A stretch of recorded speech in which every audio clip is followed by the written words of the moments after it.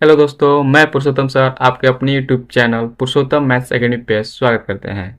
कैसे हैं आप सब? उम्मीद करते हैं कि आप लोग बहुत ही अच्छे होंगे। ठीक है, आज का जो सेशन है बहुत ही ज़बरदस्त और बेहतरीन होने वाला है, क्योंकि आज हम लोग देखने वाले हैं डिटरमिनेंट चैप्टर का all concept A to Z पूरी तरह से इसका रिविजन करने वाले हैं। ठीक है, और कुछ इंपॉर्टेंट क्वेश्चन के साथ। ठीक है, तो बिना देर किए आप लोग का रिविजन क्लास स्टार्ट करते हैं। ओके, चलिए। अगर आप इस चैनल पर नए होंगे तो आप इस चैनल को सब्सक्राइब जरूर कर लीजिएगा, और आपको सेशन अगर पसंद आए तो आप लाइक का बटन जरूर दबा दीजिएगा। ठीक है, चलिए। तो आज हम लोग का पहला कंसेप्ट नंबर 1 से हम लोग पूरा तरह से इसको रिवीजन करेंगे। ठीक है, इससे बाहर एक भी आपको अब पढ़ने की जरूरत नहीं है। सारे के सारे ए टू जेड इसी में सारे के सारे कंसेप्ट हैं।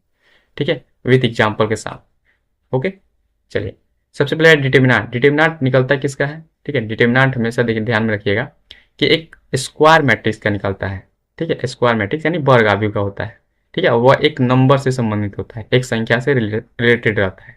ओके, चलिए। तो फर्स्ट ऑर्डर का हम लोग कैसे निकालते हैं? ठीक है, फर्स्ट ऑर्डर का हम लोग कैसे निकालते हैं डिटर्मिनेंट? देखो यहाँ पे लिखा हुआ है डिटर्मिनेंट ए, ठीक है ना, डिटर्मिनेंट ए, और ये ज्यों का त्यों निकल जाएगा। मतलब अगर फर्स्ट ऑर्डर का है यानी कि 1/1 का है तो यहाँ पे जो भी अगर यहाँ पे लिखा हुआ है ए, तो वो ज्यों का त्यों निकल जाएगा। ठीक है, जैसे यहाँ पे लिखा हुआ है, एक एग्जाम्पल में देखो 2 लिखा है तो ये 2 ज्यों का त्यों निकल गया।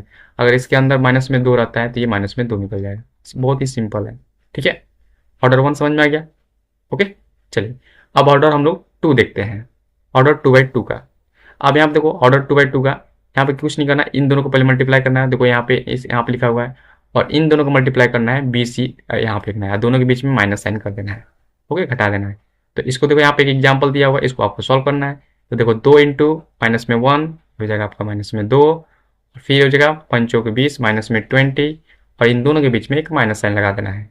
ठीक है, ये हो जाएगा माइनस में 2, और ये हो जाएगा माइनस माइनस प्लस 20, ये हो जाएगा आपका 80। ठीक है, समझ में आ गया? 2 ऑर्डर का बहुत ईजी है। ओके, चलिए। अब हम लोग देखेंगे थर्ड ऑर्डर का।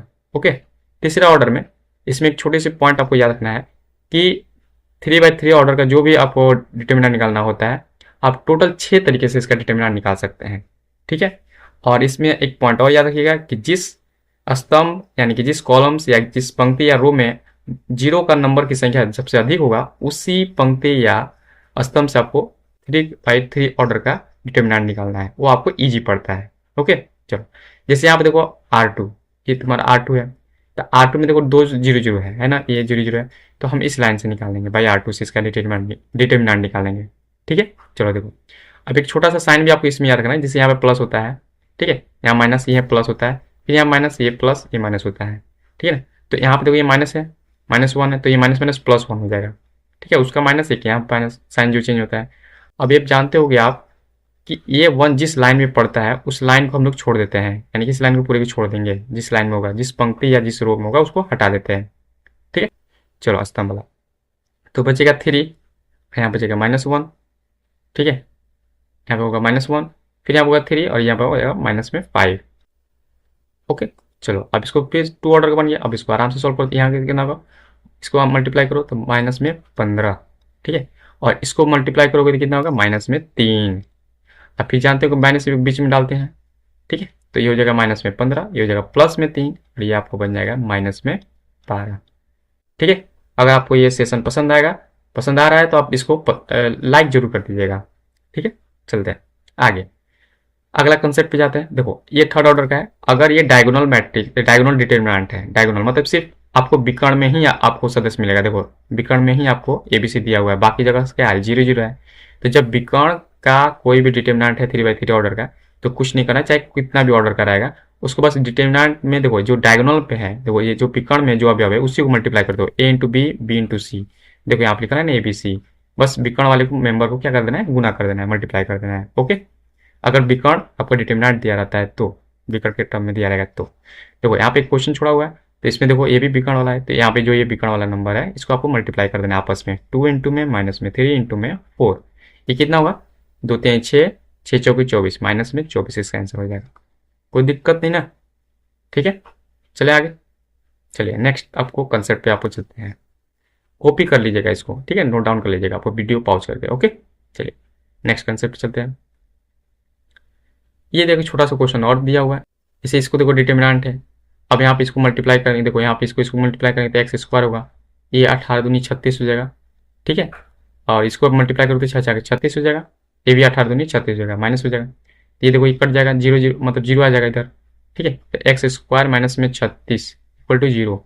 आप इसको यहाँ पे देख लो, तो एक्स स्क्वायर उधर 36 को भेज देते हैं, प्लस में चल जाएगा ना। अब यहाँ से एक्स का वैल्यू निकलना है, तो रूट में 36 चला जाएगा और यहाँ पे प्लस माइनस लग जाएगा, ठीक है। अब 36 का जानते हैं कितना निकल जाता है 6, तो यहाँ पर 6 निकल जाएगा, यानी एक्स समान प्लस माइनस 6 इसका आंसर हो जाएगा, यहाँ पे प्लस माइनस 6। कोई दिक्कत नहीं ना, ठीक है, बहुत ईजी, आराम से कर सकते हो, ठीक है। हाँ, यहाँ पे सबसे इंपॉर्टेंट पॉइंट है, यहाँ पे दिया हुआ है कि difference between matrix and determinant, यानी कि आपको आव्यूह और सारणिक में अंतर आपको जानना जरूरी है, ठीक है। कि अगर मान के चलो अगर आपको आव्यूह दिया, देखो ये आव्यूह वाला है, तो अगर यहाँ पे कोई एक नंबर बाहर लिखा हुआ है 2, तो इसके अंदर जो भी आव्यूह के अंदर जो भी नंबर होगा सबके साथ गुना होगा, ठीक है। अगर 2 को 1 के साथ करोगे तो यहाँ पे 2 लिखा हुआ है, 2 को 2 के साथ करोगे तो यहाँ पे 4 लिखा हुआ है, 2 को 3 के साथ करोगे तो यहाँ पे 6 लिखा है, 2 को 4 के साथ करोगे तो यहाँ पे 8 लिखा है, यानी कि सारे के सारे अवयव में आपको मल्टीप्लाई करना होता है, ठीक है। ओके, चलो समझ में आ गया ना। चलो आगे बढ़ते हैं। अगर डिटरमिनेंट दिया रहता है, जैसे ये नंबर है और यहाँ डिटरमिनेंट का साइन है, तो ध्यान में रखिएगा इसमें किसी एक रो या किसी एक पंक्ति में, किसी भी एक रो या किसी भी एक पंक्ति में ही सिर्फ मल्टीप्लाई करते हैं। जैसे यहाँ पे देखो, ये देखो यहाँ पे जैसे इसमें देखो पहला ही आपको कॉलम से मल्टीप्लाई कर, 2 एकम 2 है, देखो यहाँ पे 2 है, फिर 2 3 6 लिखा है, 2 3 6 हुआ है, ठीक है। तो इसी लाइन में होगा, बाकी देखो ये 2 और 4 सेम टू सेम रहेगा, ठीक है, किसी एक लाइन में करना होता है, ठीक है, समझ में आ गया। चलो नेक्स्ट, अब देखो इसके में देखो एक और भी है, जैसे यहाँ पे देखो हम इसको सिर्फ नीचे वाला लाइन से मल्टीप्लाई करें और यहाँ पे लिखा हुआ है देखो इसको, तो देखो 2 3 6 आ जाएगा, देखो यहाँ पे 6 लिखा हुआ है, 2 चौके 8 हो गया, देखो 8 लिखा है, देखो ऊपर वाले जगह सेम लिखा है, 1 और 2 है, ऊपर में 1 2 सेम टू सेम है, ठीक है। ध्यान में रखिएगा डिटरमिनेंट में कभी भी किसी बाहरी नंबर से अगर मल्टीप्लाई करना होता है किसी संख्या से, तो किसी एक रो या किसी एक पंक्ति यानी कॉलम से आपको मल्टीप्लाई करना है, किसी भी एक लाइन में, ठीक है, समझ में आ गया। और अगर आव्यूह रहता है यानी मैट्रिक्स रहता है, तो उसको सारे मेंबर से आपको मल्टीप्लाई करना होता है, सारे अवयव से मल्टीप्लाई करना होता है, एलिमेंट से। ओके, चलो ये डिफरेंस था, आपको याद रखना होगा।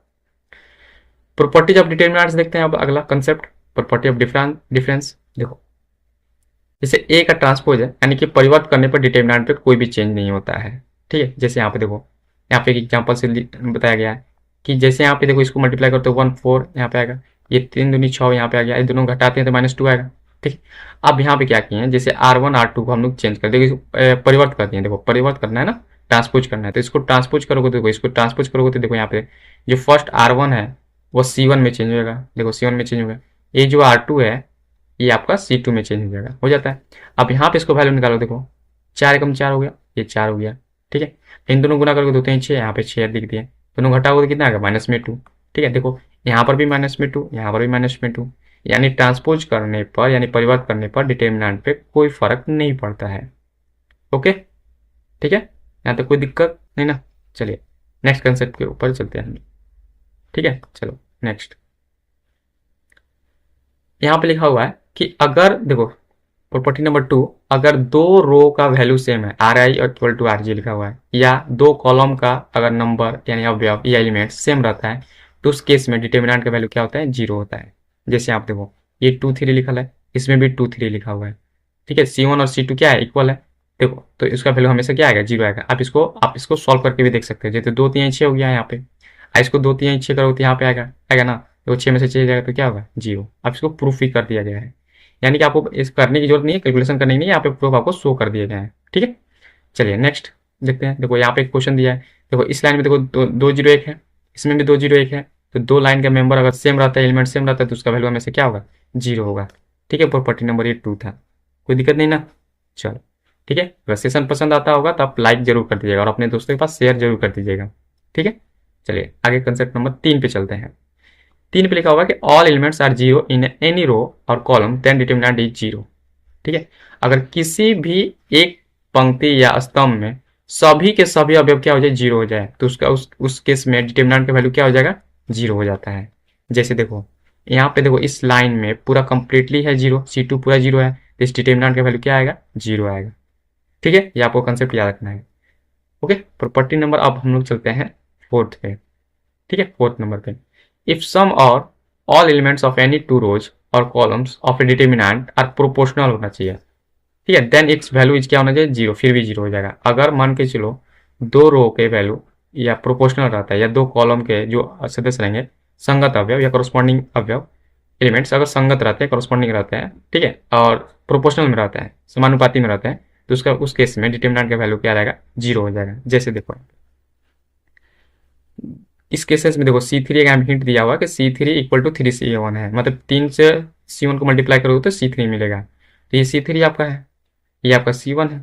तो ये अगर 3 से इसको मल्टीप्लाई करो, देखो इसको 3 से मल्टीप्लाई करो तो आएगा 2 3 6, फिर एक 3 आएगा तो एक तीन मतलब एक के पढ़े 3 पढ़ोगे तो 3 आएगा, फिर 4 3 कितना हो जाएगा, 12 हो जाएगा, आएगा ना। यानी कि देखो सेम नंबर से अगर मल्टीप्लाई करता है और यहाँ पे कोई आपको मिल जाता है रो या कॉलम में आपको रह जाता है, यानी संगत, ठीक है, जो संगत अवयव है वो समानुपाती में रहता है, यानी प्रोपोर्शनल में रहता है, सेम प्रोपोर्शनल में रहता है, तो उस केस में डिटर्मिनेंट का वैल्यू हमेशा क्या होगा, जीरो हो जाएगा। ठीक है, जैसे यहाँ पर भी ऐसे भी समझ सकते हो, देखो 2 3 6, 2 से 3 से गुना किया, 1 को 3 से गुना किया, 4 को 3 से गुना किया तो 12 आएगा, तो इस लाइन में आ जा रहा है ना C3 लाइन, तो इस केस में क्या हो जाएगा, जीरो हो जाएगा। ठीक है, चलिए नेक्स्ट कंसेप्ट पे पढ़ते हैं, प्रॉपर्टी नंबर 5 पे। ठीक है, नेक्स्ट प्रॉपर्टी नंबर 5 बोला है कि अगर दो रो को, ठीक है, दो रो को इंटरचेंज करते हैं, यहाँ पे इंटरचेंज का साइन है, और दो कॉलम को इंटरचेंज करते हैं तो डिटर्मिनेंट का जो साइन जो होगा, ये जो नया डिटर्मिनेंट बनेगा वो निगेटिव में हो जाएगा। ठीक है, मतलब अगर प्लस में आंसर आया तो वो माइनस में हो जाएगा, मतलब सिंपल से साइन चेंज होता है, नंबर में कोई बदलाव नहीं आएगा। जैसे फॉर एग्जाम्पल देखो, जैसे यहाँ पे लिखा है 2 और 3, यहाँ पे लिखा 4 5 लिखा हुआ ना, इसको सॉल्व करो तो 5 दूनी 10 हो जाएगा यहाँ पे। ठीक है, 4 3 12 हो जाएगा, ये वाला 12 हो जाएगा, दोनों को घटा देंगे तो कितना आएगा, माइनस में 2 आएगा। अब यहाँ पे क्या करें, ये जो R1 है और यहाँ पे जो R2 है इसको हम लोग इंटरचेंज कर दें। देखो यहाँ पे इंटरचेंज किया है तो यहाँ पे देखो 4 5 ऊपर चल जाएगा, 4 5 ऊपर चला गया, यहाँ पे 2 3 ऊपर है तो यहाँ पे नीचे आ जाएगा, मतलब चेंज कर देंगे। अब यहाँ पे इसको वैल्यू निकाल दो, 4 3 12 आ गया, ठीक है, 4 3 12 आ गया, ये 5 दूनी 10 आ गया ना, तो 12 में से 10 जाएगा तो कितना आएगा, 2। अब यहाँ पे दोनों वैल्यू देखो, यहाँ पे माइनस में 2 आया, यहाँ पे प्लस में 2 आया, मतलब नंबर में कोई चेंज नहीं होगा, बस साइन का चेंज हो जाता है। कब, जब दो पंक्ति या दो स्तंभ के अवयव को क्या कर देंगे, चेंज कर देंगे, मतलब R1 की जगह R2 लिख दें, R2 की जगह R1 चेंज कर दें। ठीक है, समझ में आ गया, यानी दो पंक्ति के अवयव या दो स्तंभ के अवयव को परस्पर बदलने पर उसके डिटर्मिनेंट का साइन केवल चेंज होता है। ठीक है, चिन्ह केवल चेंज होता है, बदलता है, नंबर में कोई बदलाव नहीं होता है, मतलब मापांक में कोई बदलाव नहीं होता है। क्लियर, चलो प्रॉपर्टी नंबर 6 नेक्स्ट चलते हैं। 6 पे देखो, अगर कोई भी संक्रिया, देखो संक्रियाएं पढ़े होगा, कोई भी संक्रिया करते हो तो डिटर्मिनेंट पे कोई फर्क नहीं पड़ता है, जो पहले था वही अब भी रहेगा। ठीक है, इस पे कुछ क्वेश्चंस इसमें आपको इसका वैल्यू निकालने के लिए बोला कि कितना आएगा। ठीक है, इसका वैल्यू आपसे पूछा है कितना आएगा, तो अब यहाँ पे देखो, यहाँ पे दिया है कि a minus B, B minus C, C minus A, तो हम क्या किए, C1 की जगह पे C1 plus C2 plus C3 कर दिए। जैसे C1 ये C1 ये आपका है C1 लाइन, ये C2 लाइन, ये C3 लाइन है, तो अगर सबको अगर ऐड करते हैं, प्लस करते हैं, तो जो C1 की जगह पे लिखेंगे, देखो यहाँ पे क्या आएगा, देखो यहाँ पे ऐड करके दिखाते हैं, a माइनस बी है, फिर प्लस में b माइनस सी है, प्लस में c माइनस है, देखो यहाँ पे है ना ये तीनों वैल्यू, उसको जोड़ दो, तो माइनस बी से प्लस बी कैंसिल हो गया, माइनस सी से प्लस में सी क्या होगा, कैंसिल होगा, माइनस ए से क्या जाएगा, प्लस में कैंसिल होगा, क्या फाइनल आएगा, जीरो। तो जब इसको हम लोग पूरा जोड़ दिए हैं तो यहाँ पे आएगा जीरो, फिर इसको भी उसी तरह से इसको ऐड करेंगे तो यहाँ पे आ जाएगा जीरो, फिर इसको भी यहाँ पे उस तरह से ऐड करेंगे यानी जोड़ेंगे तो यहाँ पे आ जाएगा जीरो। ठीक है, तो यहाँ पे देखो, यहाँ पे जो लिखा रहता है उसी की जगह पे लिखते हैं। ठीक है ना, C1 लिखा है तो C1 की जगह पे लिखेंगे, तो सभी जगह ऐड करने के बाद जीरो जीरो जीरो आ गया। अब बाकी जो लाइन देखो, सी यहाँ पे जो लिखा है वो उसी के जगह पे सिर्फ चेंज होगा, बाकी जगह चेंज नहीं होता है। ठीक है, ओके, समझ आ गया, तो यानी C2 और C3 में कोई भी बदलाव नहीं आएगा, C2 और C3 जगह तीन लिखना है।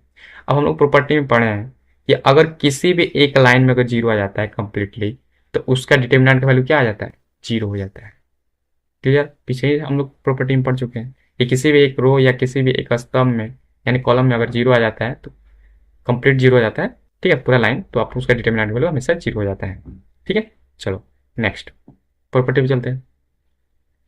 7 प्रॉपर्टी, इफ सम और all elements of a row and column are determinant are express as a sum of 2 or more terms, then determinant can be express as a sum of 2 or more determinants. कहने का मतलब है, देखो यहाँ पे एक determinant दिया हुआ है, तो यहाँ पे देखो ये प्लस के फॉर्म में दिया है ना, ये दिया है ना। ठीक है, तो इसको हम लोग अलग अलग भी लिख सकते हैं, प्लस के रूप में, दो डिटर्मिनेंट के रूप में लिख सकते हैं। देखो जैसे A1, यहाँ पे देखो इसको पहला A1 है, इसमें A2 है, इसमें A3 है, देखो यहाँ पे A1 A2 A3 है ना। आप देखो यहाँ लेमडा 1 है, यहाँ पे लेमडा 2 है, यहाँ पे लेमडा 3 है, तो अगले वाला में है लेमडा 1, लेमडा 2, लेमडा 3। अब यहाँ पे देखो सब में प्लस बीच में था, तो यहाँ पे क्या हो जाएगा, बीच में प्लस आ जाएगा। ठीक है, अब देखो जो प्लस में है उसको सिर्फ सेपरेट कर सकते हैं, उसको सिर्फ अलग अलग करना है प्लस के रूप में। अगर प्लस दिया तो प्लस के रूप में, माइनस दिया तो माइनस के रूप में। क्लियर। अब बाकी जो रहेंगे, यानी कि यहाँ पे जो R2 है और R3 है, ठीक है, ये जो करते हैं दोनों में रहेंगे। देखो R2 सेम टू सेम यहाँ पे देखो है, इसमें भी सेम टू सेम है, यहाँ पर भी ये R3 जेम करते हुए, इसमें भी R3 जेम करते हैं। समझ में आ गया ये पूरा लाइन? क्लियर, समझ में आ गया? यानी कि जिसमें प्लस वाला रहेगा फॉर्मेट, उसको सिर्फ अलग अलग करके आप लिख सकते हो आराम से। बाकी जो R1 या R2 जो होगा या C1 से जो भी बचेगा, उसको जेम का तेम लिखना है, उसमें कोई भी चेंजेस नहीं आएगा। क्लियर? ठीक है, चलो नेक्स्ट आपको चलते हैं। Property number 8, A equal to लिखा है A I J N cross N, और यहाँ पे लिखा है डिटर्मिनेंट ऑफ के ए, कि यहाँ पे कोई एक नंबर होगा, ए आपका कोई एक आव्यू है, मतलब मैट्रिक्स है, उसका डिटर्मिनेंट निकालोगे तो वो के पावर एन इंटू में डिटर्मिनेंट ऑफ ए होता है। ये प्रॉपर्टी बहुत ही इंपॉर्टेंट है। ठीक है, ये ध्यान रखना। जैसे यहाँ अगर हम पूछ रहे हैं कि एक ए है आव्यू, ठीक है, ये ए है, सॉरी ए है, जहाँ पे लिखा हुआ है कि ए आई जे है, और यहाँ पे 3 × 3 का है, और आपसे पूछ लिया 2a का डिटर्मिनेंट बताइए। कुछ नहीं करना, देखो यहाँ पे 2 जम करते हैं लिखना है, इसमें कितने ऑर्डर का है, 3/3 का है, तो यहाँ पे एक 3 लिखना है, इंटू में डिटर्मिनेंट ए लिखना है, क्योंकि इसका कुछ वैल्यू तो देगा ना 3/3 में, तो उसका जो डिटर्मिनेंट निकलेगा यहाँ पर रख देना है। यानी 2 के पावर 3 कितना होगा, 8, और यहाँ पे डिटर्मिनेंट ए हो जाएगा। समझ में आ गया? ठीक है, इजी है। जो भी नंबर दिया रहेगा यहाँ पे लिखना है, जो भी ऑर्डर होगा यहाँ पे पावर में लिखना है, फिर यहाँ पे डिटर्मिनेंट ए लिख देना है, काम खत्म। ठीक है, ओके। चलिए प्रॉपर्टी नंबर 9 पे चलते हैं। आप यहाँ पे लिखा है डिटर्मिनेंट ऑफ ए बी, तो आप इसको अलग अलग भी लिख सकते हैं, determinant A into determinant B. ठीक है, अब अगला डिटर्मिनेंट ए का इनवर्स का, अगर मान के चलो इनवर्स का डिटर्मिनेंट पूछा तो उसको लिख सकते हैं 1/डिटर्मिनेंट ए। ठीक है, ये आपको ऑब्जेक्टिव में पूछ सकता है, तो ध्यान में रखिएगा, ए इनवर्स का डिटर्मिनेंट इक्वल टू होता है 1/डिटर्मिनेंट ऑफ ए। ठीक है, समझ में आ गया? चलो चलिए आगे बढ़ते हैं। कंसेप्ट नंबर नेक्स्ट जो अब है एरिया ऑफ ट्रायंगल। क्या पढ़ना है आपको? Area of triangle. ठीक है, अब जैसे आप देखो अब ट्रायंगल में आपको 3 पॉइंट दिएगा, ए बी सी, तीनों का कोऑर्डिनेट दिया रहेगा, उसका एरिया कैसे निकालेंगे? उसका एरिया का फॉर्मूला क्या होगा? ये एरिया को डिनोट करेगा। ठीक है, तो एरिया इक्वल टू 1/2। ठीक है, ये मॉड का साइन है, जो बाहर वाला है वो मॉडुलस का साइन है। ठीक है, किसका साइन है? मॉडुलस का साइन है, मापांक का साइन है। जो अंदर वाला है वो डिटर्मिनेंट का साइन है, जो अंदर वाला रहेगा ये वाला डिटर्मिनेंट का साइन है। समझ में आ गया? चलो, तो यहाँ पे कुछ नहीं करना। देखो एक्स, देखो ये जो पॉइंट है ए बी सी डी जो भी है, उसका x1 y1 यहाँ पर पहला पॉइंट है, यहाँ पे x2 y2 दूसरा पॉइंट है, x3 y3 तीसरा पॉइंट है, और इधर आपको राइट में 1 1 1 रख देना है। ठीक है, इसको सॉल्व करने के बाद जो भी आपका आंसर आएगा, ठीक है, उसको 1/2 यहाँ पे देखो, इसका सॉल्व करने के बाद निगेटिव पॉजिटिव कुछ भी आ सकता है, तो आपको हमेशा देखो, इसलिए मापांक मॉडुलस का साइन लगाया गया है बाहर वाला, कि आपको निगेटिव में आएगा तो उसको पॉजिटिव में कन्वर्ट कर देना है, फिर उसको 1/2 से आपको मल्टीप्लाई कर देना है। ठीक है, जो आएगा वही आपका आंसर हो जाएगा। ठीक है, और यूनिट लिखना मत भूलिएगा, यूनिट आपको स्क्वायर यूनिट्स आपको लिखना है। ठीक है, समझ में आ गया? चलो आगे।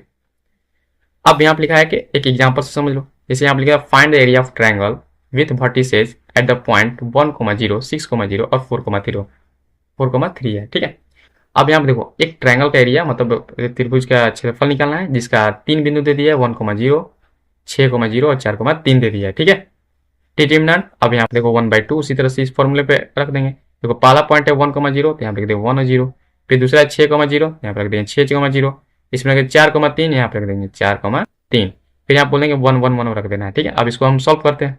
ठीक है, अब ये जानते हो, देखो इसमें 3 ऑर्डर का है, तो जिस लाइन में हम लोग को सबसे ज्यादा जीरो मिलता है उसी लाइन से हम लोग निकालते हैं। देखो इस लाइन में सबसे ज्यादा जीरो है, 2 0 है, इसी लाइन से निकालेंगे, यानी कि C2 से निकालेंगे। ठीक है, तो ये 1/2 हो गया। अब यहाँ पे देखो, अब यहाँ पे साइन भाई आपको याद रखना होता है, यहाँ पे प्लस, यहाँ पे माइनस। ठीक है, इस लाइन में तो इसी लाइन में चल जाएंगे, तो यहाँ पे माइनस होगा तो यहाँ पे प्लस हो जाएगा, फिर ये माइनस होगा, तो यहाँ पे देखो माइनस में 3 लिखा होगा, फिर ये जिस लाइन में होता है हम उस लाइन को छोड़ देते हैं, इस लाइन को इस लाइन को छोड़ देंगे। ठीक है, अब यहाँ देखो, यहाँ पे जो बचता है उसी लेते हैं, 1 1, यहाँ पे 1 1 लिखा है, फिर यहाँ पे 6 1 लिखा है, यहाँ पे 6 1 लिखा है। अब इसको सॉल्व कर लो। ठीक है, अब यहाँ पे मॉड का साइन रहेगा, अगर निगेटिव में आता है तो उसको प्लस बना देना है। ठीक है, तो अब यहाँ पे 1/2 यहाँ पे ये तरह से हो गया। ठीक है, अब यहाँ पे देखो इसको सॉल्व किया, अंदर 1 × 1 1 आ गया, यहाँ पे 6 × 1 6 हो गया। ठीक है, दोनों घटाते हैं, ये हो गया। चलो यहाँ पे आ गया तुम्हारा माइनस में 3 आ गया, ये माइनस में 5 हो गया। देखो माइनस में 3 -5 लिखा हुआ है, ये प्लस में क्या कहा 15 हो जाएगा, 5 3 15 बटा में 2। ठीक है, स्क्वायर यूनिट। ठीक है, कोई दिक्कत नहीं ना, आराम से इसको करा सकते हो, बस ये आपको फॉर्मूला याद रखना होगा। ठीक है, समझ आ गया ना। चलो आगे बढ़ते हैं, कंसेंट नंबर नेक्स्ट। ठीक है, कोई दिक्कत नहीं ना। ठीक है, आपको लाइक, अगर सेशन पसंद आएगा तो लाइक जरूर कर दीजिएगा, अपने दोस्तों के पास शेयर तो जरूर कर दीजिएगा। ओके, चलिए, क्योंकि ये बहुत ही बेहतरीन और फुल टू रिवीजन क्लासेज है यहाँ पे। ठीक है, चलिए, कोलिनियर ऑफ 3 पॉइंट्स आपको देखने को मिला। ठीक है, अगर मान लीजिए कोलिनियर ऑफ 3 पॉइंट्स आपको प्रूव करने के लिए कहेगा, तो देखो एक लाइन है, यहाँ पे ए पॉइंट है, यहाँ पे बी पॉइंट है और यहाँ पे एक सी पॉइंट है। ठीक है, इसको कोलिनियर आपको चेक करना है या नहीं है, तो कुछ नहीं करना है। देखो यहाँ पे ये पहला पॉइंट x1, y1 है, यहाँ पे x1, y1 लिख दिए, x1, y1, यहाँ पे x2, y2 है, यहाँ पे लिख दिए x2, y2। जो एरिया ऑफ ट्रायंगल था ना, त्रिभुज के क्षेत्रफल, उसी का फॉर्मूला सेम, मतलब वही है। ठीक है, x3, y3 रख दी, यहाँ पे 1, 1। अब देखो कोलिनियर के लिए यहाँ पे आपको इसको सॉल्व करने के बाद कितना आना चाहिए, 0 आना चाहिए। सॉल्व करने के बाद कितना आना चाहिए, 0। अगर सॉल्व करने के बाद 0 आ गया तो हम तीनों पॉइंट को हम लोग क्या बोलेंगे, कोलिनियर है। ठीक है, कोई दिक्कत नहीं ना। चलो नेक्स्ट, अब आगे पूछ रहा है, अगला नेक्स्ट कंसेप्ट है कि equation of A line joining 2 points. ठीक है, यानी कि एक लाइन का आपको समीकरण बताना है जिसमें 2 बिंदु आपको गिवन रहेगा। ठीक है, जैसे आप देखो एक पॉइंट ए दे दिया, एक पॉइंट बी दे दिया है। ठीक है, तो इक्वेशन ऑफ लाइन, एक जनरल पॉइंट होता है ना x, y, आप मान लेते हो। ठीक है, तो ये x, देखो ऊपर में x, y देख देना, फिर ये पहला पॉइंट, चलिए ये उसी तरह से जैसे एरिया ऑफ त्रिभुज था उसी तरह से है। ठीक है, x, y रख दिए, फिर यहाँ पे x1, y1 रख दिए, यहाँ पे x1, y1, ये आपको दिया हुआ रहेगा। ठीक है, और ए बी का वैल्यू दिया रहेगा, करने का मतलब है उसका कोऑर्डिनेट दिया रहेगा नंबर के रूप में। x2, y2 है, तो यहाँ पे लिख देंगे x2, y2, फिर उसी तरह से 1, 1 रख देंगे, इक्वल टू क्या कर देंगे, 0 कर देंगे। ठीक है, यहाँ पे ध्यान रखिएगा x, y रखना है, जनरल एक पॉइंट रख देना है। अब इसको सॉल्व करने के बाद जितना आएगा इसको, ठीक है, वही आपका इक्वेशन ऑफ लाइन बन जाएगा, जो यहाँ पे x1, y1 और x2, y2 को ज्वाइन कर रहा है। ठीक है, मतलब इस लाइन का समीकरण निकल जाएगा, इक्वेशन निकल जाएगा। क्लियर, चलो अब देखो, इसी पे एक क्वेश्चन है यहाँ पे दिया हुआ है कि find the equation of line joining 1, 2 और 3, यूजिंग डिटरमिनेंट। डिटरमिनेंट का यूज करके ही आपको इसका बताना है, इसका समीकरण क्या होगा, लाइन का समीकरण क्या होगा। ठीक है, तो जैसे हम बोलेंगे यहाँ पे x, y जनरल पॉइंट को रख देना है, फिर यहाँ पे ये जो 2 पॉइंट है यहाँ पे रख देंगे 1, 2, फिर यहाँ पे 3, 6 है तो यहाँ पे रख देंगे 3, 6, फिर इधर राइट साइड में 1, 1, 1 होता है, यहाँ पे 1, 1, 1 होता है ना, पर रख देना है। अब इसको देखो, अब इक्वेशन ऑफ लाइन है तो राइट साइड में 0 है तो यहाँ पे 0 कर देंगे। अब इसको सॉल्व करो, देखो जैसे R1 से निकाल रहे हैं, R1 से निकाल रहे हैं, देखो ये x है, ये x वाला निकाल रहे हैं, तो इस जिस लाइन में होगा इसको छोड़ देंगे, ये वाला ये लाइन छोड़ दोगे तो 1 दूनी 2 और 6 कम 6 आ जाएगा ना। देखो ऐसे करके कि 2 1 आएगा, 6 1 आएगा, आएगा, चलो माइनस में y हो जाएगा। फिर उसी तरह से यहाँ पे इसको छोड़ देंगे, y वाला लाइन को यहाँ पे छोड़ देंगे तो 1 हो जाएगा, यहाँ पे 1 हो जाएगा, यहाँ पे 3 हो जाएगा, यहाँ पे 1 हो जाएगा, फिर यहाँ पे 1 लास्ट में था तो वो प्लस में 1 हो जाएगा, साइन भी चेंज होता है ना, प्लस माइनस प्लस। ठीक है, तो ये माइनस y आ गया। ठीक है, यहाँ प्लस 1 होगा तो इस लाइन में जिस लाइन में होगा उसको छोड़ देंगे, फिर यहाँ पे लिखेंगे 1, 2, 3, 6। ओके, अब इसको सॉल्व करो, देखो यहाँ पे सॉल्व किया होगा। अब यहाँ पे नीचे देख लो, यहाँ पे तो एक्स जो का लिखा हुआ है, इसको गुना करो 2 - 6, 2 - 6 लिखा हुआ है, फिर माइनस में y लिखा है, माइनस में y लिखा हुआ है, फिर इसको गुना करो 1 माइनस में 3 हो जाएगा, 1 माइनस में 3 होगा, प्लस में 1 है, प्लस में 1 है, 6 इसको गुना करोगे यहाँ पे 3 दूनी 6 हो जाएगा, 6 माइनस 6 हो जाएगा, 6 माइनस 6 हो जाएगा। ठीक है, इक्वल टू 0, यहाँ पे इक्वल टू लास्ट में 0 कर देंगे। ठीक है, अब यहाँ देखो इसको सॉल्व कर दो, तो माइनस में 4 बचेगा, तो माइनस में 4x, इसको सॉल्व करते हैं प्लस में 2y हो जाएगा, ये 0 हो गया। ठीक है, ये 0 हो गया तो उधर भी आपका 0 हो जाएगा। ठीक है, अब यहाँ से इसको देखो, इसे 2y है, अब 4x को उधर भेज दो तो प्लस में 4x हो जाएगा। ठीक है ना, ये दो बार में कट जाएगा, यानी y इक्वल टू कितना आएगा, 2x। या इसी को आप ऐसे भी लिख सकते हो, y माइनस में 2x इक्वल टू 0, तो ये भी लिख सकते हो या ये भी लिख सकते हो। ठीक है, समझ में आ गया। चलिए नेक्स्ट चलते हैं, आगे बढ़ते हैं। ठीक है, यहाँ तक कोई दिक्कत नहीं ना। चलो, यहाँ तक कोई दिक्कत नहीं होना चाहिए, बहुत ही ईजी है। ठीक है, और फुल टू कंसेप्ट आपको पूरी तरह से रिवीजन करा दे रहा है, इससे बाहर कोई भी कंसेप्ट नहीं रहेगा, आपको पूरा का पूरा रिवीजन ऑल। ठीक है, A to Z पूरा डिटरमिनेंट, इससे बाहर एक भी नहीं। चलो ठीक है, आगे बढ़ते हैं। अगला कंसेप्ट है माइनर। ठीक है, माइनर। ठीक है, अब देखो माइनर किसे कहते हैं, minor of an element Aij। ठीक है, डिटरमिनेंट। अभी यहाँ पे देखो हम नॉर्मली हम समझाते हैं सिंपल भाषा में कि देखो माइनर ऑफ ए, जिसे माइनर बोलते हैं M11। ठीक है, जिसे आप समझो यहाँ पे जो माइनर ऑफ, यहाँ पे लिख देते हैं माइनर ऑफ A11 कब का है, तो उसका मतलब हुआ कि M11। ठीक है, अब माइनर ऑफ A1 को हम लोग किससे डिनोट करेंगे, M कैपिटल M11 से। ठीक है, अब यहाँ पे IG लिखा होता है तो यहाँ पे IG लिखा हुआ है, वही जनरल पॉइंट पे यहाँ लिखा हुआ है। ठीक है, MIJ। ठीक है, यहाँ पे ध्यान रखिएगा। तो ये अब इसको देखो M11 या MIJ कैसे निकालेंगे, तो जिस भी मेंबर का पूछेगा वो जिस लाइन में रहेगा उस लाइन को छोड़ देंगे, बाकी जो बचेगा वही आपका माइनर हो जाएगा। ठीक है, फॉर एग्जाम्पल देखो यहाँ पे, जैसे राइट द माइनर ऑफ इसका, सबका निकालना है, जैसे हमारे को इसका निकालना है। ठीक है, तो अब ये जिस लाइन में होगा उसको छोड़ देंगे, तो इसलिए इस लाइन में है, इसको छोड़ देंगे, तो ये क्या बचेगा 5, ये 5 इसका आंसर होगा। देखो ठीक है, इसका पोजीशन बताओ। ठीक है, इसका पोजीशन बताएंगे। ठीक है, तो क्या होगा, देखो हम थोड़ा सा इसको हटाते हैं, इसको फ्रेश कर देते हैं, आपको समझ में आ जाएगा। ठीक है, चलो अब यहाँ देखो, जैसे इसका A12 इसका निकालना है, A12 का, A12 इसको हम क्या बोलेंगे, M12 से डिनोट कर देंगे उसका माइनर को। तो ये जिस लाइन में होगा उसको छोड़ देंगे, तो देखो इस लाइन में और इस लाइन में और इस लाइन में है, तो इसको छोड़ देंगे तो कितना बचेगा, 4 बचेगा, तो ये 4 हो जाएगा आपका।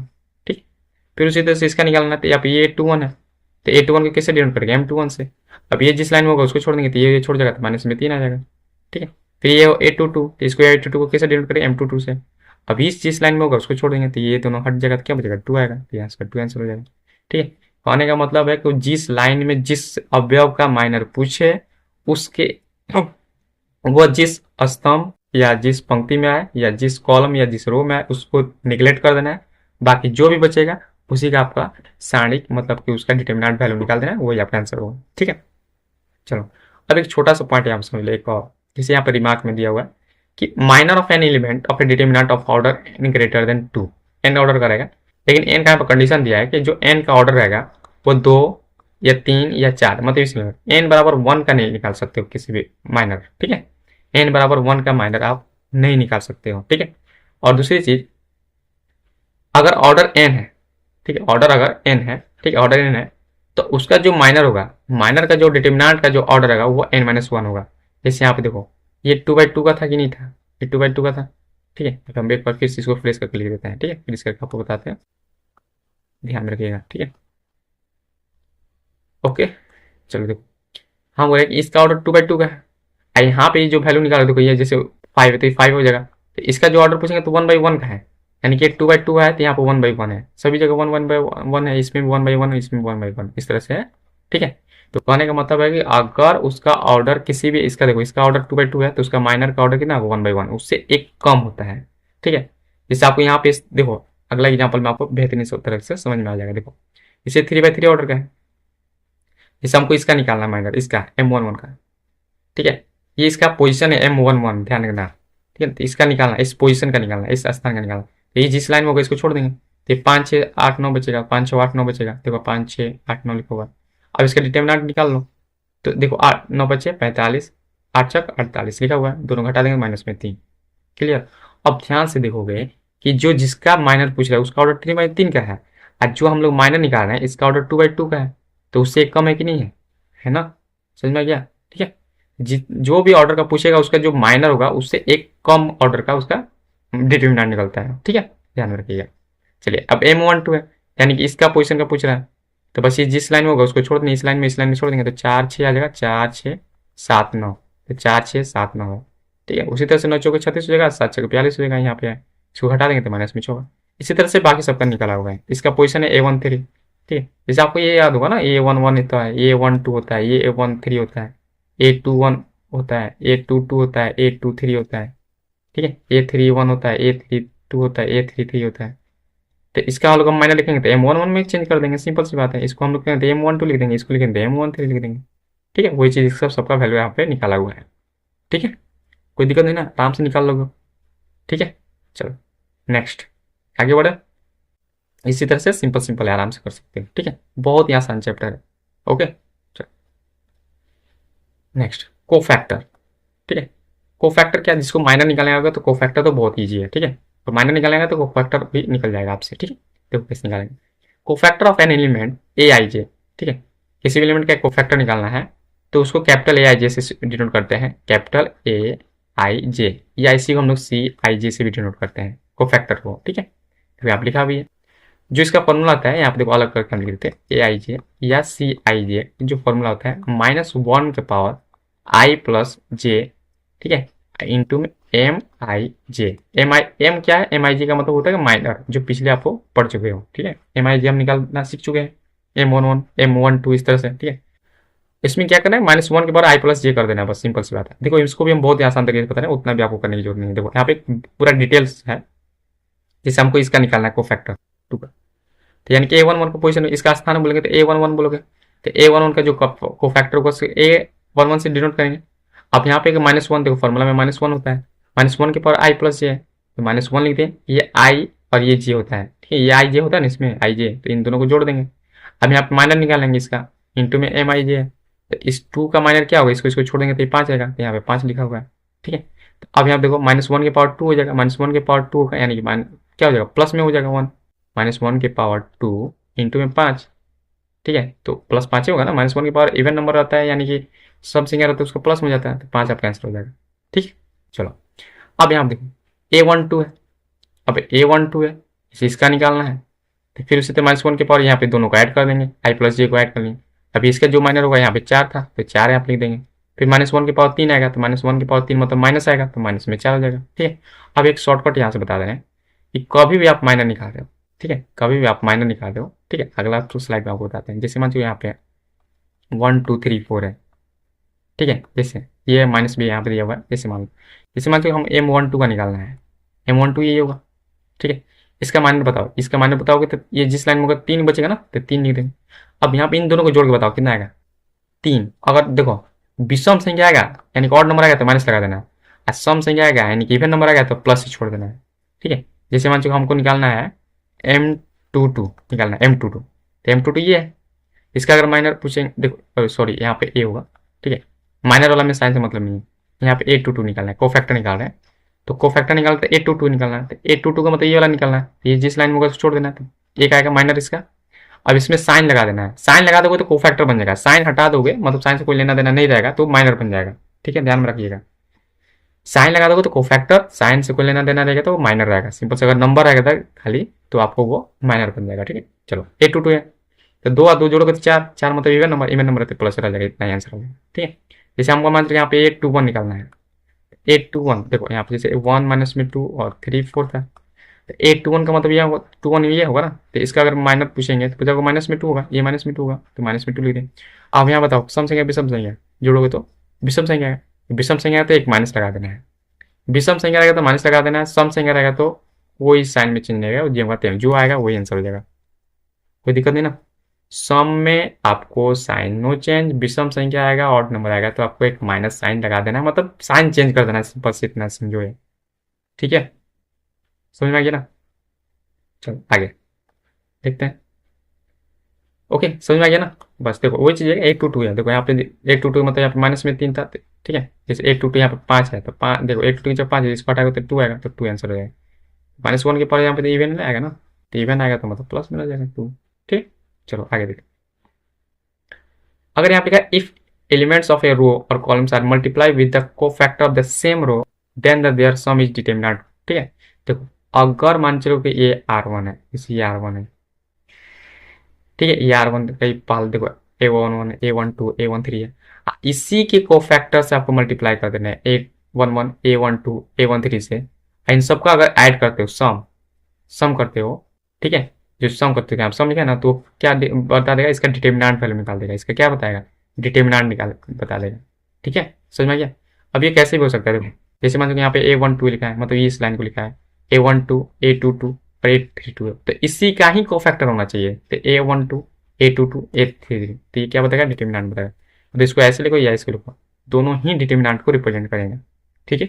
अब देखो यहाँ पे एक छोटा सा एक यहाँ पर क्लू देखो, यहाँ पे 1 1 है ना, यहाँ पर भी 1 1 है, यहाँ पर 1 2 है, यहाँ पर भी 1 2 है, यहाँ पर 1 3 है, यहाँ पर भी 1 3 है कि नहीं। अगर सेम सेम रह गया तो डिटरमिनेंट रिप्रेजेंट करेगा, अलग अलग हो जाएगा, देखो यहाँ पे देखो अगला लाइन में लिखा हुआ है कि देखिए 1 1 है, देखो 8 2 1 अलग अलग आ गया, 1 2 है यहाँ पर 2 2 हो गया, 1 3 है 2 3 अलग अलग है कि नहीं है, देखो अलग अलग है, यहाँ पर अलग अलग है, यहाँ पर अलग अलग है, डिफरेंट है, तो उस केस में डिटरमिनेंट का वैल्यू हमेशा क्या होगा, इसका 0 दे देगा, उस केस में कितना हो जाएगा 0 हो जाएगा, कभी भी ध्यान में रखिएगा अगर अदर के साथ करोगे तो, अगर जिस रो या पंक्ति का लेते हो उसी के कोफैक्टर से मल्टीप्लाई करो तो वो डिटरमिनेंट का वैल्यू देता है, अदर के साथ करोगे अन्य के साथ लिखोगे तो उसका वैल्यू हमेशा 0 आएगा, ठीक है। वही यहाँ लिखा हुआ है कि if elements of a row या column are multiply with the cofactor of any other के साथ करोगे तो कितना आएगा, सम उसका 0 आ जाएगा, क्लियर, ठीक है, ओके। चलो आगे बढ़ते हैं, एडजॉइंट ऑफ मैट्रिक्स कैसे निकालते हैं, देखो एडजॉइंट कैसे निकालता है, एडजॉइंट क्या होता है, adjoint of a square matrix A equal to A I J N cross N, कोई एक मैट्रिक्स दिया हुआ है, ठीक है। डिफाइन द ट्रांसपोज होता है किसका, देखो ए आई जे, फिर ए आई जे है, देखो ठीक है, थोड़ा सा यहाँ पे हाँ देखो यहाँ पे ए आई जे होगा, ठीक है। A I J is the cofactor of the element A I J, adjoint of the matrix A is denoted by A D J, मतलब एडजॉइंट है। अब यहाँ से बहुत सिंपल सी बात भाषा में इसमें समझो। एडजॉइंट क्या होता है, जैसे आप कोफैक्टर निकालते हो, ठीक है, जैसे हम 3/3 ऑर्डर का दे दिया है, 3/3 ऑर्डर का दिया है, तो इन सब का कोफैक्टर निकाल सकते हो आराम से। देखो इसका A11 का कोफैक्टर यहाँ पे दिखा, देखो इसका कोफैक्टर A11 है, इसका देखो तो A12 है, इसी तरह से A13 है कि नहीं, सभी जगह है। इसका A21 है, देखो कोफैक्टर देखो यहाँ पे कैपिटल में लिखा है, पहचान लो, यहाँ पे छोटा लिखा है तो अभी बताएगा, अब बड़ा में लिखेगा ए तो उसको कोफैक्टर बोलेंगे, ठीक है। अगर जो भी कोफैक्टर निकलेगा, जो भी कोफैक्टर निकला, उसको कुछ नहीं करना है, देखो उसका ट्रांसपोज कर दो। देखो यहाँ पे ट्रांसपोज का साइन दिया है ना, देखो यहाँ पे ट्रांसपोज का साइन दिया है। ट्रांसपोज करने के बाद यानी परिवर्त करने के बाद जो भी आएगा वही आपका एडजॉइंट बन जाएगा। यानी इसको ट्रांसपोज करो तो यहाँ पे A11 है, यानी कि जो AC1 है वो R1 बन जाएगा, यहाँ पे A21 हो जाएगा, यहाँ पे A31 हो जाएगा, फिर उसी तरह से यहाँ पे A12 हो जाएगा, A22 हो जाएगा, ठीक है ना, यहाँ पे A32 हो जाएगा, फिर उसी तरह से A13, फिर यहाँ पे हो जाएगा A23, यहाँ पे A33। क्लियर, ट्रांसपोज कर देना है, कोफैक्टर निकाल देना है, इस तरह से अरेंज कर लेना है, सजा देना है, सजाने के बाद फिर जो भी आएगा उसको ट्रांसपोज कर देना है, ट्रांसपोज करने के बाद जो भी आंसर आएगा वही आपका एडजॉइंट बन जाता है, ठीक है। बहुत ही सिंपल है। अगर कोफैक्टर निकालने आ गया, कोफैक्टर निकाल के आपको अरेंज कर देना है, सजा देना है, फिर उसके बाद ट्रांसपोज करना है, ट्रांसपोज करने के बाद जो भी आएगा वही आपका एडजॉइंट ऑफ मैट्रिक्स हो जाएगा। क्लियर, ठीक है। चलो नेक्स्ट कंसेप्ट पे चलते हैं आगे। Property of adjoint of a square matrix, अब ये वेरी इंपॉर्टेंट है सारा प्रॉपर्टी। ए इंटू एडजॉइंट करोगे ए, फिर एडजॉइंट ए इंटू में ए करोगे तो उसका डिटर्मिनेंट ए इंटू में आई आता है। आई मतलब आइडेंटिटी मैट्रिक्स होता है, ठीक है। ये आपको प्रॉपर्टी याद रखना, ये डायरेक्टली आपको क्वेश्चन पूछता है। ए इंटू एडजॉइंट ए या adjoint A into A equal to होता है डिटर्मिनेंट ए इंटू में। दूसरा है adjoint A to the power transpose है, ठीक है। एडजॉइंट मतलब ए का ट्रांसपोज करने के बाद जो एडजॉइंट आएगा, या एडजॉइंट ए कर लो उसके बाद ट्रांसपोज करो, दोनों केसेस में ये दोनों इक्वल होते हैं, ठीक है। इसमें ये देख लो एडजॉइंट ए भी है तो एडजॉइंट बी इंटू में एडजॉइंट ए आ जाएगा, एडजॉइंट बी इंटू में ए। देखो यहाँ पे देखो ए भी लिखा है, यहाँ पे देखो बी इंटू में ए लिखा हुआ है, ठीक है। ओके, समझ में आ गया ना। चलो अब आगे एडजॉइंट ए का डिटर्मिनेंट पूछेगा तो डिटर्मिनेंट ए का पावर n-1, एन यहाँ पे ऑर्डर है, जो भी किसी भी ऑर्डर का अगर मतलब कि चलो कोई मैट्रिक्स है उसके एडजॉइंट निकालने के बाद उसका डिटर्मिनेंट पूछता है तो उसका ए का डिटर्मिनेंट निकालो और उसका जो भी ऑर्डर है उसको n-1 कर दो, ठीक है। उसमें क्या एन यहाँ पर ऑर्डर बताएगा, 3 ऑर्डर का है तो यहाँ पर 3-1 यानी कि 2 हो जाएगा, डिटर्मिनेंट ए के पावर 2 हो जाएगा, ठीक है, ध्यान में रखिएगा।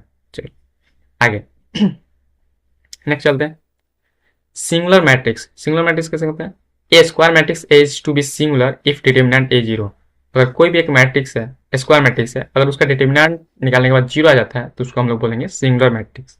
क्लियर, ठीक है, बहुत ही आसान है। नॉन सिंगुलर मैट्रिक्स किसे कहते हैं, तो square matrix is said to be non singular matrix if determinant A not equal to zero होता है, ठीक है। अगर डिटर्मिनेंट निकाला जीरो नहीं आता है तो उसको बोलेंगे नॉन सिंगुलर, और जीरो आ जाता है तो आपको बोलेंगे सिंगुलर, ठीक है। क्लियर, चलो इनवर्स ऑफ स्क्वायर मैट्रिक्स कैसे निकालते हैं, देखो ये पहले आप जानते हो कि A B equal to B A equal to I आता है, तो यहाँ पे ए जो इनवर्स होगा इक्वल टू बी होगा, यहाँ पे इसका इनवर्स ये हो जाएगा या बी का इनवर्स ये हो जाएगा, ठीक है, एक दूसरे को अपोजिट होता है। क्लियर, ये आपको इंपॉर्टेंट है ये वाला कि A inverse equal to 1 by determinant A into में एडजॉइंट ए। एडजॉइंट आप निकालना सीख चुके हो, डिटर्मिनेंट भी निकालना सीख चुके हो, तो आप किसी भी मैट्रिक्स का इनवर्स निकाल सकते। क्लियर, ठीक है, समझ में आ गया ना। चलो अब next solution of A system of a linear equation using inverse of matrix, ठीक है। थोड़ा सा इस पे एक हम छोटा सा बताते हैं एक, ठीक है, 2 ऑर्डर का। देखो जैसे मान लो आपको ए दे दिया, यहाँ पे 1 2 3 4 दे दिया, आपको एक इनवर्स पूछ दिया, तो कुछ नहीं, ये 4 से इसको गुना कर दो, कितना होगा 4, इसको गुना कर 3 दूनी 6, कितना होगा -2, इसको लिखते हैं 1/-2, ठीक है। इसको देखो ये जो निकाल दो ये डिटर्मिनेंट ही है एक्चुअल में, ठीक है, तो डिटर्मिनेंट इनटू में एडजॉइंट है, तो एडजॉइंट का मतलब यहाँ पे हो गया, देखो यहाँ पे हो गया। इसको हम इसको एक बात बताते हैं कि यहाँ पे देखो जो भी रहेगा इसको हम लोग इंटरचेंज करते हैं, यहाँ पे इंटरचेंज करते हैं, मतलब यहाँ वाला चीज़ यहाँ पे आ जाएगा और यहाँ वाला चीज़ यहाँ पे आ जाएगा, मतलब एक दूसरे के इंटरचेंज। इन लोगों में साइन चेंज, यहाँ पे जो रहेगा और यहाँ पे जो रहेगा इन लोगों का क्या कर देंगे, साइन चेंज कर देंगे, साइन चेंज कर देंगे, बदल देंगे, इसको साइन चेंज कर देंगे, यहाँ पे बदल देंगे। जैसे आप देखो ये एक 4 1 है, यहाँ पे जगह 4, यहाँ पे 1 हो जाएगा, बदल गया। इन को साइन चेंज कर देंगे, यहाँ पे माइनस में 2 हो जाएगा, माइनस में 3 हो जाएगा। जो भी साइन रहेगा उसको अपोजिट लिखना है, उल्टा लिखना है। अब यहाँ पे इसको माइनस को अंदर भेज सकते हो, ये जगह इसको भाग कर दोगे तो कितना होगा, -2। इसको भाग करोगे तो प्लस में 1 हो जाएगा, इसको करोगे तो 3/2 हो जाएगा, माइनस माइनस प्लस होगा, यहाँ करोगे तो -1/2 हो जाएगा। ये आंसर हो जाएगा। ठीक है, टू ऑर्डर का बहुत ही सिंपल सा है, आराम से इसको कर सकते हो। ठीक है, चलो नेक्स्ट देखो, solution of system of linear equation using inverse of matrix. ठीक है, अब मान लीजिए चलो कि एक सिस्टम दिया है, मतलब ये सिर्फ दिया हुआ है, इसको आपको सॉल्व करना है, लेकिन इनवर्स ऑफ मैट्रिक्स का यूज करके। तो देखो यहाँ पे जो a1x plus b1y plus c1z equal to d1 दिया है, a2x plus b2y plus c2z दिया है, a3x plus b3y plus c3z equal to d3 दिया ना। चलो ठीक है, तो अब यहाँ पे देखो एक फॉर्मूला था x equal to D, X यहाँ से निकालोगे तो जैसे इसको इधर भेजोगे तो ए इनवर्स बन जाता है, ए इनवर्स इंटू डी। अब यहाँ पे समझो एक्स, ए और डी कैसे निकालते हैं। देखो ए का मतलब हुआ है कि यहाँ पे जो भी एक, देखो एक्स के बगल में जो भी यहाँ पे नंबर है, ए के बगल में या सी के बगल में, देखो सम में वो ए का वैल्यू हो जाता है। देखो a1 a2 a3 b1 b2 b3, देखो यहाँ पे क्या है ना, a1 a2 a3 b1 b2 b3, ए का वैल्यू निकल गया। समझ में आ गया। एक्स के आगे जो भी यहाँ पे वेरिएबल होगा, जैसे एक्स वाई जेड है तो आप लिख देंगे एक्स वाई जेड, लेकिन यहाँ ध्यान रखिए कॉलम में लिखेंगे हम इसको, किस में लिखेंगे, कॉलम में। ठीक है, एक्स वाई जेड, क्लियर। चलो अब डी क्या होता है, डी यहाँ पे जो भी कांस्टेंट नंबर्स होते हैं d1 d2 d3, ये सारे नंबर्स हो जाएंगे, कॉलम में ही लिखना है। ठीक है, स्तंभ में लिखना है। ओके चलो, अब यहाँ पे देखो एक चीज, X equal to A inverse D, तो ए इनवर्स का फॉर्मूला जानते हो ना कि 1/डिटर्मिनेंट ए इंटू एडजॉइंट ए होता है, और यहाँ पे डी है इंटू में तो डी कर देंगे। ठीक है, तो अब इस सब का वैल्यू आप निकालना जानते हो। ठीक है, निकालना जानते हो ना, ए मतलब ये वाला हो जाएगा पूरा तरह से, ये इसका इनवर्स निकालो, इसका डिटर्मिनेंट निकालो, एडजॉइंट निकाल लो, क्लियर। और डी यहाँ से मल्टीप्लाई कर लो, जो आएगा आपको यहाँ पे एक्स वैल्यू दे देगा। ठीक है ना, समझ में आ गया ना यहाँ से। चलो अब आगे, ए इनवर्स इंटू में डी का ये फॉर्मूला है, ध्यान रखिए। चलो आगे एक छोटा सा और चीज पूछ लेता है, सिर्फ कंसिस्टेंट और सोल्यूशन और इनकंसिस्टेंट सोल्यूशन पूछ लेता है। ठीक है, तो कंसिस्टेंट मतलब संगत होता है, इनकंसिस्टेंट मतलब होता है असंगत। तो कंसिस्टेंट का जब देखो इस तरह से आपको दे दिया जाएगा, उसी में पूछता है, तो अगर डिटर्मिनेंट निकालो उसका 0 आ जाता है, यानी ए मतलब ये वाला, देखो ये वाला जो घेर रहे हैं उसी, उसका डिटर्मिनेंट 0 निकालो और उसी का एडजॉइंट निकालो, अगर ये 0 आ जाता है दोनों। ठीक है, एडजॉइंट ए निकालते हो, दोनों अगर 0/0 आ जाता है, ठीक है, एडजॉइंट ए इंटू में, सॉरी डी, यहाँ पे डी छोड़ दिए हैं। ठीक है, एडजॉइंट ए इंटू में डी, यानी ये देखो ये जो मल्टीप्लाई करने के बाद अगर ये 0 आ जाता है तो यूनिक सोल्यूशन होगा। ठीक है, डिटर्मिनेंट ए 0 हो जाता है, एडजॉइंट ए इंटू में डी, अगर ये भी 0 आ जाता है तब इनफाइनाइट होगा। ठीक है, मतलब देखो यहाँ पे हम फ्रेश करके देखते हैं, एडजॉइंट ए इंटू में डी, कौन में डिटर्मिनेंट ए ही तो है एक्स का वैल्यू निकालने के लिए। ठीक है, अगर देखो इसका वैल्यू 0 आ जाता है, देखो यहाँ पे देखो इसका नॉट 0 इक्वल है, पहला में नॉट इक्वल टू 0 है, अब ऊपर वाला आपको 0 आ जाता है, तब ये यूनिक सोल्यूशन होगा, मतलब ये अद्वितीय हल होगा। अगर आपका ए का वैल्यू नीचे वाला का 0 आ जाता है, ऊपर भी आपका 0 आ जाता है, इस केसेस में ऊपर नीचे दोनों अगर 0 आ जाता है तो इनफाइनाइट सोल्यूशन होगा। ठीक है, देखो इनफाइनाइट सोल्यूशन यहाँ पे सेकंड नंबर पे। अब इनकंसिस्टेंट मतलब जो असंगत होता है, नीचे 0 आ जाए ऊपर 0 ना आए, तो इस केस में नो सोल्यूशन होगा, इनकंसिस्टेंट हो जाएगा।